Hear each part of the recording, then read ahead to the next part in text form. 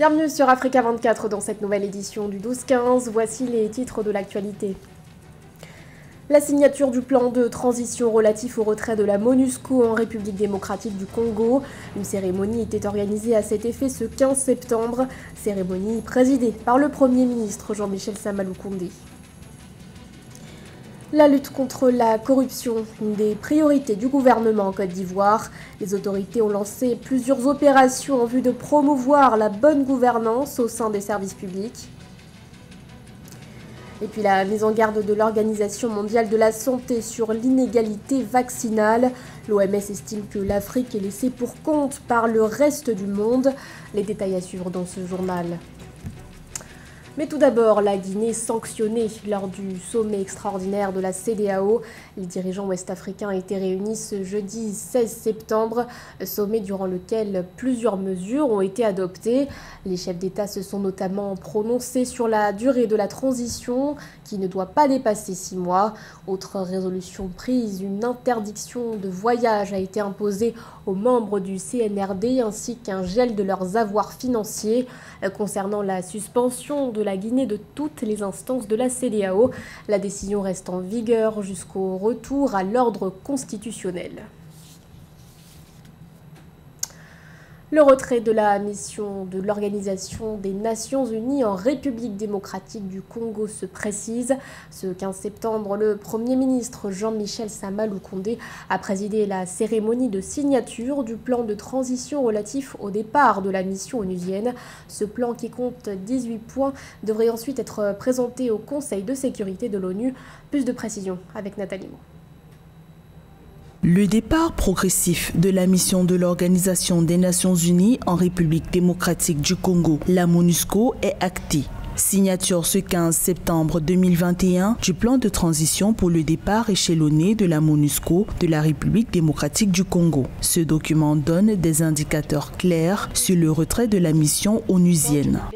Nous avions plusieurs thématiques, la protection des civils, le programme de désarmement, démobilisation et réinsertion sociale, ainsi que les réformes institutionnelles. Et donc nous sommes arrivés sur un plan bien précis qui concerne ce retrait. Le retrait progressif et responsable de la MONUSCO, tout un programme pour la RD Congo en proie aux conflits armés. Préalablement au départ de cette mission onusienne installée depuis le 30 novembre 1999, le gouvernement congolais travaille à garantir la sécurité des civils. Un programme de désarmement doit être lancé en vue de la fin de la MONUSCO à l'horizon 2024. Il y a 18 jalons et beaucoup d'indicateurs qui expliquent comment le travail doit être fait, donc mis en œuvre pour qu'à un moment donné, la mission qui s'appelle MONUSCO puisse partir de façon graduelle, responsable et durable de la République démocratique du Congo. En ligne avec la stratégie conjointe pour le retrait progressif de la MONUSCO, la mission de paix a cessé ses activités dans la grande région du Kasaï le 30 juin 2021. Cependant, le départ des casques bleus ne signifie pas la fin de la présence onusienne, a rassuré la diplomate Bintou Keïta. Attention à la fraude, attention aux raquettes, l'État vous voit. C'est le slogan utilisé par les autorités ivoiriennes qui ont lancé des opérations anticorruption au sein des services publics. Un travail auquel s'attelle le ministère de la Promotion et de la Bonne Gouvernance, créé en avril. Aïssatou Bari. Opération coup de poing en Côte d'Ivoire. Avec le slogan « Attention à la fraude, attention aux raquettes, l'État vous voit », les autorités ivoiriennes sont déterminées à mettre fin à la corruption dans les services publics. Un fléau persistant dans le pays. La police et la gendarmerie, des secteurs très touchés par la corruption, sont visés par les enquêteurs, notamment pour des pots de vin prélevés aux vendeurs de produits vivriers sur les routes de Côte d'Ivoire. Qu'une collecte de données sur le terrain nous a permis d'avoir une idée des sommes payées par les commerçants.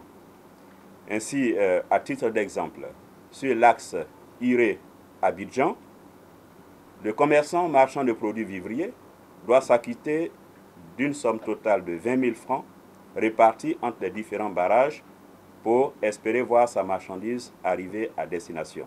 À travers l'opération, le gouvernement ivoirien veut surtout promouvoir la bonne gouvernance. Selon le dernier classement de l'ONG Transparency International, publié en avril dernier, la Côte d'Ivoire a amélioré sa performance depuis 2013 et se classe au 104e rang sur 180 pays en matière d'indice de perception de la corruption. C'est une excellente chose, la lutte contre la corruption. La lutte doit aussi concerner l'administration en général. Les opérations passées ressemblaient à des effets d'annonce. On trouve un ou deux faits là, on sanctionne. Bon, c'est souvent d'ailleurs même des questions de gouvernance et non des problèmes de corruption en tant que tels. Sinon, nous avons une société qui vit grâce à la corruption, au nom de la corruption. La corruption a gangréné la Côte d'Ivoire, on ne le dit pas assez, où les gens vivent au-dessus de leur salaire. Tout le monde, toute la société. Ce n'est pas la police, ce n'est pas la gendarmerie. Les gens ont des revenus qu'ils ne peuvent pas déclarer et justifier. Donc il y a un problème sérieux et on trouve ça normal. Plusieurs secteurs de services publics ont déjà été visés par des opérations visant à recueillir des preuves de corruption, notamment dans la santé, l'éducation ou encore la justice. Les résultats de ces investigations ont été transmis aux autorités. Dans une enquête réalisée en 2017 par Afrobaromètre, un Ivoirien sur deux déclarait payer des pots de vin aux agents de police ou de gendarmerie pour éviter des problèmes. 1 sur 3 payait les agents de l'administration pour se faire délivrer des documents. Nouvelle avancée dans la lutte contre le terrorisme au Sahel. Le président français Emmanuel Macron a annoncé sur les réseaux sociaux dans la nuit du 15 au 16 septembre la mort d'Adnan Abou Walid al-Sahraoui, chef du groupe terroriste État islamique dans le Grand Sahara. L'homme a été neutralisé au mois d'août par les forces françaises dans le cadre de l'opération Barkhane. Plus de précisions dans ce sujet de Philomène Tine. Suite à une frappe de la force Barkhane, le chef du groupe djihadiste État islamique au Grand Sahara, EIGS, Adnan Abou Walid al-Sahraoui, a été abattu par les forces françaises. Il serait tombé le mois dernier entre la localité malienne de Menaka et la frontière nigérienne lors d'une opération militaire ciblée menée fin août. Les autorités françaises s'en réjouissent. Adnan Abou Walid al-Sahraoui, chef du groupe État islamique au Grand Sahara, a été neutralisé par les forces françaises. Il s'agit d'un nouveau succès majeur dans le combat que nous menons contre les groupes terroristes au Sahel. Cette annonce intervient au moment où la France opère une refonte de ses forces militaires au Sahel. Dans le même temps, les autorités maliennes seraient en passe de signer un accord avec le groupe paramilitaire russe Wagner, une opération que la France juge incompatible avec sa présence militaire. Ce 15 septembre, le président français Emmanuel Macron a menacé d'un retrait. Il s'agit là d'un coup assez important pour l'armée française Barkhane au Mali. L'impact concrètement sur la nébuleuse elle-même, c'est un coup qui peut, dans un premier temps, déstructurer le mouvement. En même temps, il faut tout de même se garder de tout triomphalisme hâtif. Le timing pour ce type d'annonce n'est jamais innocent. Maintenant, est-ce que le contexte préélectoral en France a joué? Est-ce que les manifestations contre la présence militaire française ont joué? Est-ce que c'est lié à l'information qui a été ébruitée par la presse sur une possible négociation, discussion entre les autorités de la transition au Mali et la société de sécurité privée russe, Wagner? Est-ce que c'est l'ensemble de ces éléments qui a conduit le président français à faire cette annonce à ce moment précis? Je pense qu'on peut effectivement faire le lien avec ces trois éléments à la fois. Ancien membre du Front Polisario, puis de la mouvance djihadiste Al-Qaïda au Maghreb islamique AQMI, Adnan Abou Walid al-Sahraoui avait été désigné comme un ennemi prioritaire au Sahel début 2020. C'est en 2015 qu'il a fondé le groupe État islamique au Grand Sahara, une organisation classée terroriste responsable d'attaques meurtrières au Mali, au Niger et au Burkina Faso. Polémique au Cameroun autour des frais d'adhésion à l'association des parents d'élèves au sein des établissements publics. À chaque rentrée scolaire, le sujet fait débat au sein de la société civile. Elle s'indigne en effet du montant de ces frais qui peuvent atteindre les 40 000 francs CFA en fonction des écoles. Reportage de notre correspondant Thierry Ndassa. En marge de la rentrée scolaire effective au Cameroun depuis le 6 septembre 2021, une vive polémique éclate autour des associations des parents d'élèves et des enseignants, et notamment des frais de contribution imposés aux parents à l'inscription de l'élève. Des frais qui, en fonction des établissements, peuvent atteindre les 40 000 francs CFA. Un sujet qui dérange visiblement plusieurs responsables d'école, dont la ville de Douala. Aucun des responsables approchés n'a tenu à s'exprimer sur la question. Pourtant, selon un directeur d'école publique dans le nord du pays, ces frais d'association de parents d'élèves sont capitales pour le fonctionnement d'une école. Ici, elle va payer en priorité, les maîtres vacataires. C'est eux la priorité. Suivi de la construction ou l'aménagement des bâtiments défectueux ou des hangars tombés. On doit fabriquer ou réfectionner des bancs. On doit aménager les points d'eau. Parce que vous savez, dans les zones ici, c'est les points d'eau, vraiment, je vous assure, on n'a pas de forage. Dans un décret présidentiel signé en 2001, les associations des parents d'élèves et des enseignants sont citées comme étant une contribution volontaire aux ressources financières des établissements scolaires publics.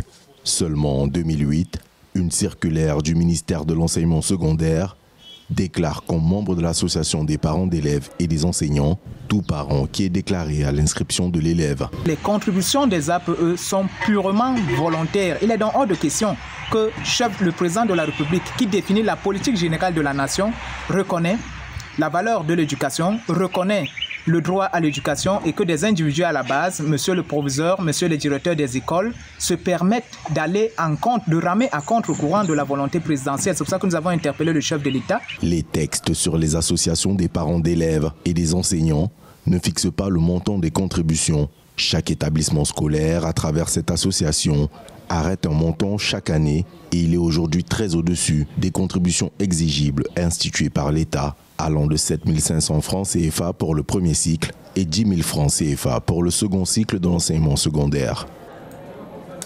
Dans le reste de l'actualité, le Gabon compte désormais 100 000 personnes qui ont reçu leur première dose de vaccin anti-Covid.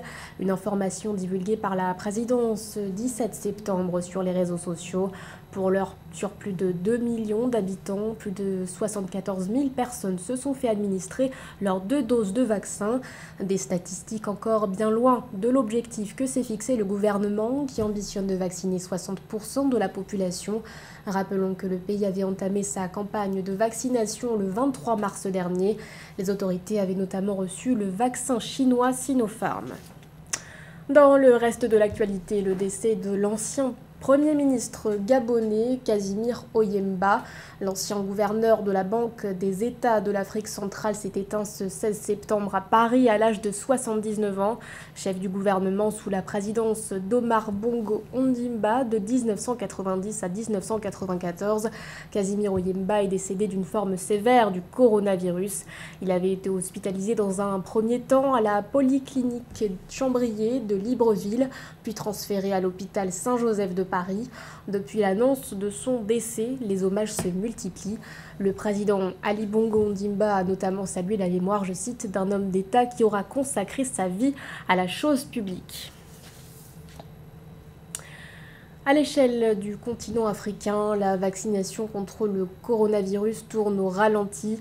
Ce 14 septembre, l'Organisation mondiale de la santé a estimé que l'Afrique, qui ne représente que 2% des plus de 5 milliards de doses de vaccins administrées dans le monde, est laissée pour compte par le reste du monde.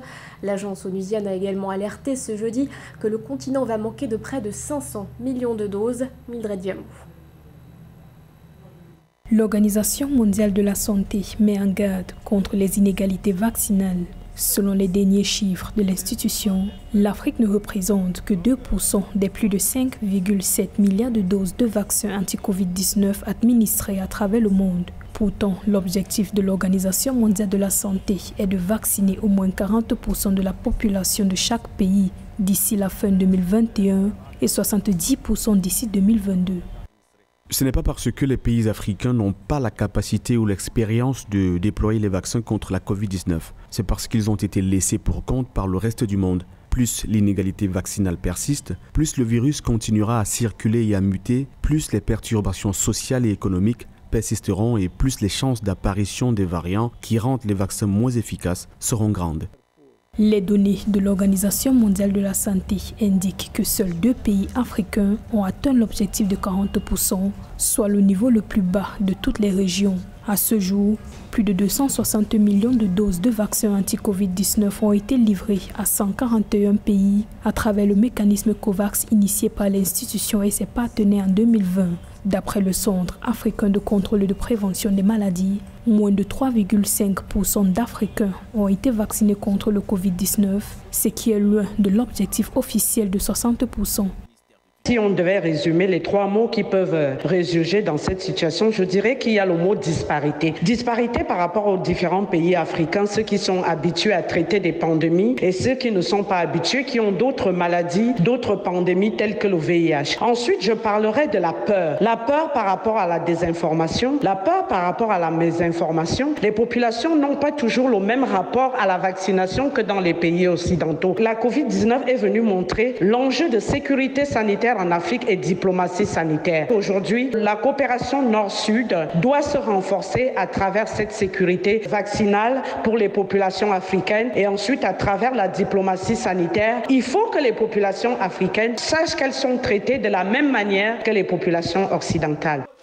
Alors que de nombreux pays à revenus élevés continuent de contrôler l'approvisionnement mondial en vaccins, l'Organisation mondiale de la santé et l'Union africaine exhortent les pays à respecter les lignes de programmes vaccinaux et à faciliter le partage des technologies et de la propriété intellectuelle. Ce journal a été réalisé par l'ensemble de la rédaction. Merci de votre fidélité. L'actualité continue sur Africa 24.